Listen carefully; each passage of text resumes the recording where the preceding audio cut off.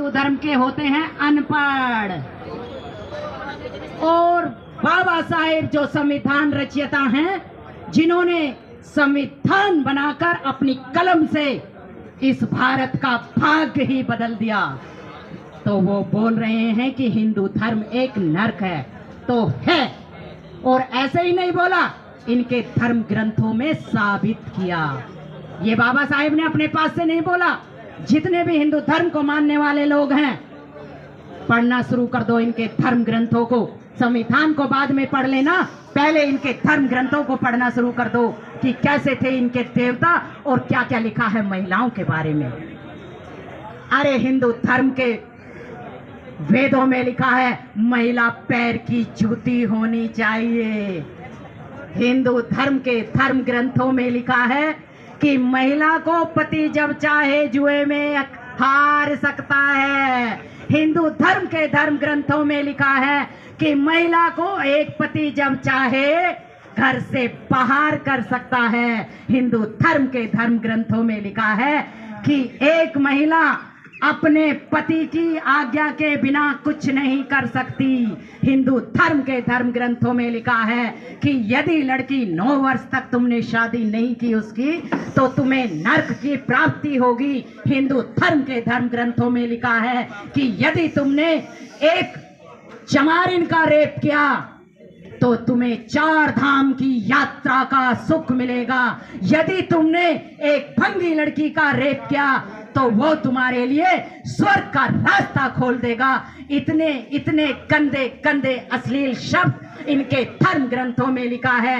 हिंदू धर्म के धर्म ग्रंथों में लिखा है कि इस देश के अछूतों को पढ़ने का कोई अधिकार नहीं है। हिंदू धर्म के धर्म ग्रंथों में लिखा है कि उन्हें व्यापार करने का कोई अधिकार नहीं है। हिंदू धर्म के धर्म ग्रंथों में लिखा है कि इन अछूतों की महिलाओं को अपना पूरा बदन ढकने का कोई अधिकार नहीं है। हिंदू धर्म के धर्म ग्रंथों में लिखा है कि ये अछूत महिलाओं को नौकरी और व्यापार करने का कोई अधिकार नहीं है। हिंदू धर्म के धर्म ग्रंथों में लिखा है कि जैसे उसके घर में कोई चाय, पहले वो अपने पिता के अधीन होनी चाहिए, फिर अपने भाई के अधीन होनी चाहिए, और उसकी शादी हो जाती है तो फिर वो अपने पति के अधीन होनी चाहिए। यानी कि एक महिला, एक नारी, एक लड़की कभी भी अपने पूरे जीवन पर्यंत स्वतंत्र नहीं होनी चाहिए। अब मुझे ये बता दो कि यहाँ कितनी महिलाएं ऐसी बैठी हैं जो गुलाम बनकर अपना जीवन जीने के लिए तैयार हैं। तैयार हो?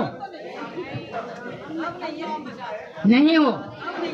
नहीं हो तो फिर बाबा साहेब की बात को आपको मानना ही पड़ेगा, क्योंकि भारत का संविधान बाबा साहेब डॉक्टर BR अम्बेडकर जी ने लिखा, और उस भारत के संविधान में बाबा साहेब ने कहा कि महिलाएं पैर की जूती नहीं हैं।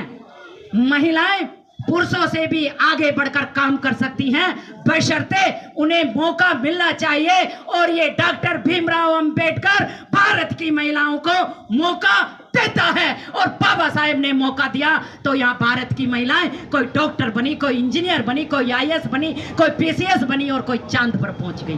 पहुंची या नहीं पहुंची? कोई इस भारत की है?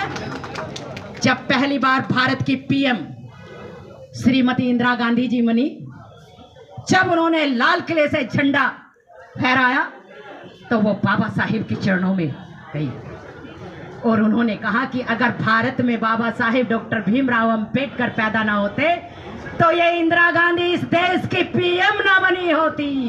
तो बाबा साहेब के चरणों में भारत की पहली प्रधानमंत्री ने भी सर झुकाया। और आज अभी की मौजूदा न्यूज जो रोज रोज चलती रहती है, और अभी भी मुझे बोलने में कोई हर्ज नहीं लगता, अमित शाह जो गृह मंत्री, माननीय अमित शाह जी, जो प्रधानमंत्री के बाद दूसरा नंबर उनका आता है। सभी जानते हैं कि कितना बड़ा पद और कितना बड़ा कद उनका है, लेकिन उनके अंदर की मानसिकता कैसी है वो भी बाहर आ गई। उन्होंने कहा कि अंबेडकर अंबेडकर, अध्यक्ष महोदय जी, अंबेडकर अंबेडकर अंबेडकर अब एक फैशन बनने वाला है। दोबारा वो कहते हैं कि अंबेडकर अंबेडकर अंबेडकर।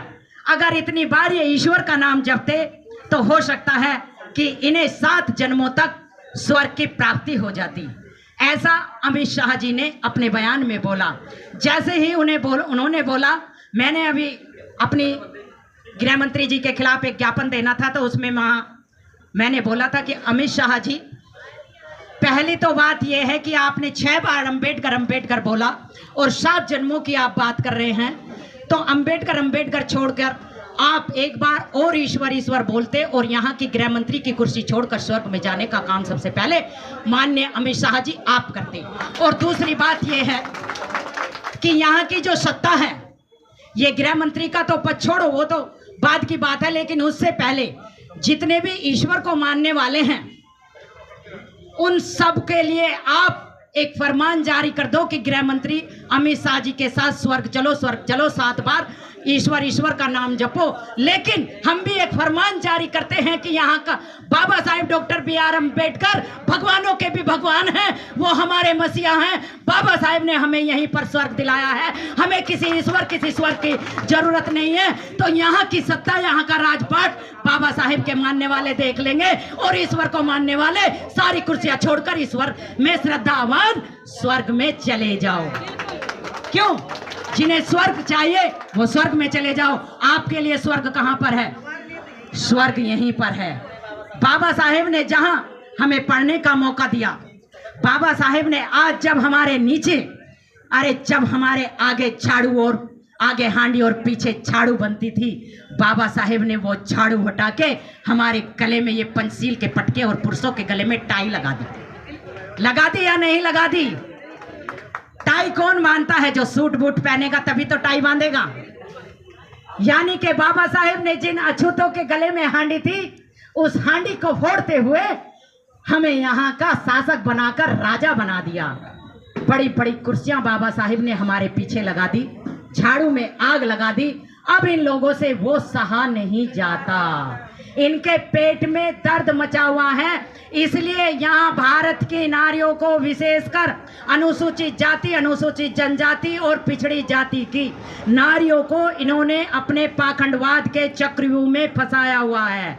ये एक तरफ कहीं पर शिव चर्चा करने का काम चलता है, कहीं कोई ठाकुर जी को लेकर आते हैं, कहीं दूसरे को लेकर आते हैं और महिलाओं को मूर्ख बनाने का काम किया गया है। महामना ज्योतिबा फूले जी कहते हैं कि अगर किसी देश की सत्ता को आपको कमजोर करना है या कहीं के लोगों पर राज करना है तो वहां उनके 3 बल छीन लो। पहला शक्ति बल, धन बल और स्त्री बल। शक्ति बल जो तुम्हारे रोजगार हैं, स्त्री बल जो घर में महिलाएं हैं, और व्यापार। और मोदी जी क्या कर रहे हैं? इस देश की मनुवादी व्यवस्था, में किसी एक का नाम नहीं लेने चाहती, इस देश की मनुवादी व्यवस्था ये तीनों काम करने पर पूरा जोर से ध्यान दे रही है। और ध्यान ही नहीं दे रही, वो पूरे पुरजोर से ये काम कर रही है। वो आपके दिमाग को माइंड करके पाखंडवाद में उलझाकर हमसे हमारा सब कुछ छीन रही है। महिलाएं पाखंडवाद में उलझी हैं, बच्चे पता नहीं कहां कहां घूमते रहते हैं, और हमारे रोजगार, हर चीज को प्राइवेट इस गवर्नमेंट ने कर दिया है। बाबा साहेब ने कहा था, और भारत का ये संविधान जिसकी हम जय जयकार करते हैं, कि जो बच्चे, पहली तो बात ये है कि जो दलित समाज के बच्चे हैं, जो अनुसूचित जाति में आने वाले बच्चे हैं, जो राज्य सरकार है, उनका ये कर्तव्य बनता है कि उनके बच्चों को शिक्षा निःशुल्क दी जाए। ये भारत का संविधान कहता है। भारत के संविधान में शिक्षा का प्रावधान निःशुल्क किया गया। लेकिन दूसरी बात बाबा साहेब ने की कि जो बच्चे होनहार हैं, विदेश पढ़ना जाना चाहते हैं, तो राज्य सरकार और केंद्र सरकार ये व्यवस्थित करे कि जो बच्चे विदेश जाना चाहते हैं उनकी पढ़ाई का खर्चा स्वयं राज्य सरकार और केंद्र सरकार उठाएगी और उन होनहार बच्चों को वो विदेश पढ़ने के लिए भेजे। लेकिन हम तो चाहते ही नहीं, क्योंकि हमें तो जरूरत ही नहीं। जब उनके बच्चों को जरूरत होती है तो वो नकली सर्टिफिकेट अनुसूचित जाति के बच्चों का बनवा लेते हैं। आप लोग जान लो, वो अपने बच्चों को अनुसूचित जाति में गिनवा देते हैं और अपने बच्चों को विदेश में फ्री की पढ़ाई करने के लिए भेज देते हैं, और हमारे बच्चे यूं ही रह जाते हैं। आज शिक्षा बहुत महंगी कर दी गई है। बाबा साहेब ये कहते थे, थोड़ी देर के लिए शांत रहो। बाबा साहेब ये कहते हैं कि शिक्षा वो शेरनी का दूध है, जो पिएगा वही दहाड़ेगा। लेकिन जो पिएगा दहाड़ेगा, कौन पिएगा? महिलाएं तो पीना नहीं चाहती, बहुत कम महिलाएं हैं। और अगर जब कहीं कहीं मैं बड़े मंच के प्रोग्राम अटेंड करती हूँ तो बहुत सारे बनते जी या बहुत सारे लोग बैठे होते हैं, तो ये कहते हैं जी आप जैसी 100 महिलाएं हो जाएं तो शायद समाज का नक्शा बदल जाए। मैं इनका कोशिश तो करती हूँ कि मेरे जैसी 1000 हो जाएं, 100 नहीं 1000 हो जाएं और इस मनुवादी व्यवस्था के छक्के छक्के उड़ा दें। ये भैंस का भी दूध नहीं पीना चाहती, ये पैकेट का दूध पीती हैं, ये डेयरी का दूध पीती हैं। इसलिए बाबा साहेब ने जिस शिक्षा की शेरनी की बात की, हम वो दूध नहीं पी रहे हैं। लेकिन तुम्हें अपने बच्चों को शिक्षित करना पड़ेगा। अगर हम आर्थिक रूप से कमजोर होंगे तो कोई तुम्हारी मदद के लिए खड़ा नहीं होगा। तुम्हारे रोजगार तुमसे छीने जा रहे हैं। बाबा साहेब डॉक्टर BR अम्बेडकर जी अभी जब मेरी बहन के गीत गा रही थी कि 25 दिसंबर 1927 को बाबा साहेब ने महाड़ के अंदर आग लगाई मनु स्मृति को, तो बाबा साहेब ने वहां की महिलाएं जो उस आंदोलन में थी, 500 महिलाओं ने उस समय उस आंदोलन में भाग लिया। और वहां पर बाबा साहेब ने कहा था कि मैं जब वो महिलाएं नग्न अवस्था में आई तो बाबा साहेब की आंखों से आंसू रुक नहीं रहे थे। पहले पुरुषों की और महिलाओं की मीटिंग बाबा साहेब ने ली, लेकिन उसके बाद महिलाओं की मीटिंग बाबा साहेब ने अलग से ली। और महिलाओं के आंखों से ढीढ़ बह रहा था, मुंह से लाल टपक रही थी, बाल बिखरे हुए थे और थोड़ा सा कपड़ा उनकी छाती पर था, बाकी वो नग्न अवस्था में आई थी। बाबा साहेब ने कहा कि मेरे समाज की बहन बेटियों, मैं तुमसे ये पूछना चाहता हूँ कि तुम अपने पूरे बदन को क्यों नहीं ढकती। महिलाओं ने कहा कि साहब हमें अपना पूरा बदन ढकने का अधिकार नहीं है। बाबा साहेब ने कहा कि कौन रोकेगा तुम्हें, कौन रोकेगा तुम्हें अपना पूरा बदन ढकने से। बाबा साहेब से महिलाएं कह रही थी अगर बाबा साहेब हमने अपना पूरा बदन ढका या नीचे तक की साड़ी पहनी तो हमारी हत्या कर दी जाएगी, हमारे बच्चों की हत्या कर दी जाएगी। तब बाबा साहेब ने कहा कि ये डॉक्टर भीमराव अंबेडकर सुबह तक इसी पंडाल में रुका हुआ है। मैं तुमसे ये कहता हूँ, मेरी बात जरा ध्यान से सुनना। जिन बच्चों की झूठन आज तुम उठाने के लिए जाती हो, आज तुम अपने पूरे बदन को सबसे पहले ढकना सीखो। और ये डॉक्टर भीमराव अंबेडकर ये कहता है कि तुम अपने पिता के ऊपर डिपेंड मत करो, तुम अपने पति के ऊपर डिपेंड मत करो, तुम किसी दूसरे पुरुष के ऊपर डिपेंड मत करो। तुम अपने पैरों को मजबूत करके, अपने हाथों को मजबूत करके, अपने मन को मजबूत करके अपनी लड़ाई खुद लड़ने के लिए तैयार हो जाओ। और मेरी एक बात जरा ध्यान से सुनना कि जब तुम यहाँ कल आओगी तो नीचे तक की साड़ी तुम्हारे बदन पर होनी चाहिए। पहले अपने पूरे बदन को ढकना सीखो। अगर तुम्हारा बदन पूरा नहीं ढका होगा तो लोग इस पर बुरी दृष्टि डालेंगे, तुम्हारी इज्जत को और ज्यादा लूटा जाएगा।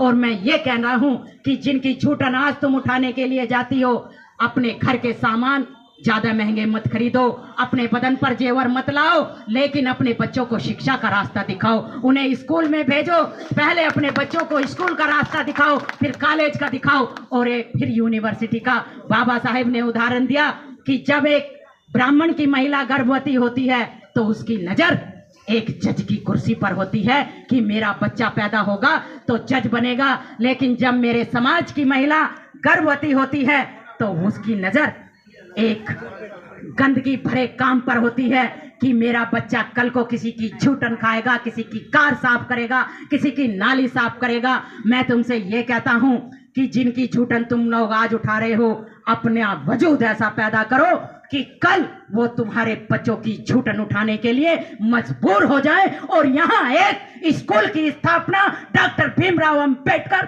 खोल कर जाएगा। वो बाबा साहेब ने महाड़ का जब तुम्हें आंदोलन किया और पानी पीने का अधिकार बाबा साहेब ने वहां दिलाया, उससे पहले बाबा साहेब ने स्कूल की स्थापना की नींव रख दी। और आज बाबा साहेब के कारण वहां बहुत सारे बच्चे, जब बाबा साहेब जिंदा थे तो बहुत सारी महिलाओं ने अपने बच्चों को स्कूल में भेजा। और जब बाबा साहेब यहाँ दिल्ली के अंदर रहते थे तो वहां से बहुत सारे पत्र बाबा साहेब के पास आते थे कि बाबा साहेब आपके त्याग बलिदान के कारण, आपकी हिम्मत के कारण, आपकी मेहनत के कारण आज हमारे बच्चे ऊंची कुर्सियों पर पहुंच गए हैं। हे बाबा साहेब डॉक्टर भीमराव अंबेडकर, ये सब आपकी देन है। अब हमारे बच्चे किसी की झूठन नहीं उठाते, अब लोग हमारे बच्चों के फीते के जूतों के फीते बांधने के लिए मजबूर हो गए हैं। और ये देन और देन सिर्फ डॉक्टर भीमराव अंबेडकर की है। मुझे बता देना जब टाइम हो जाए, क्योंकि मेरे बोलने की कोई सीमा नहीं है जब। हाँ, क्योंकि मेरे बोलने की कोई सीमा नहीं है। एक बार माइक हाथ में आ जाए तो पता ही नहीं चलता कितनी देर हो गई है। बाबा साहेब, कोई बात नहीं, मैं याद तो जब आप पढ़ोगी तो सब हो जाएगा। वो कह रही है याद कैसे रखती हो, जब बाबा साहेब को पढ़ोगी तो याद हो जाएगा। बाबा साहेब की बात को मैं पूरा करूंगी और उसके बाद एक घटना बताकर अपनी बात को मैं खत्म करूंगी। बाबा साहेब ने जब हमें पानी पीने का अधिकार दिलाया, जिस चादर तालाब पर बाबा साहेब अपने हजारों अनुयायियों के साथ उस अधिकार को लेने के लिए गए, बाबा साहेब को वहां चोट आई थी, लेकिन आज